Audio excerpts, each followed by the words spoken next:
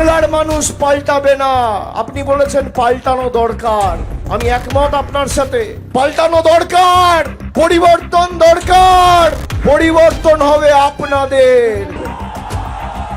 যারা জয় শ্রীরাম বলে সভা শুরু করতো, এখন জয় মা কালী আর জয় মা দুর্গা বলে সভা শুরু করছে। পাল্টাবেন আপনারা।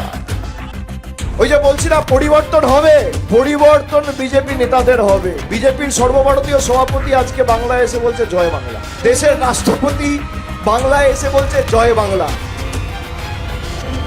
2026-এর নির্বাচনের পর প্রধানমন্ত্রী বাংলার মাটিতে এসে জয় বাংলা বলবে, এই অঙ্গীকার আজকে আমরা এই সভা থেকে নিলাম। দেখি কার কত ক্ষমতা।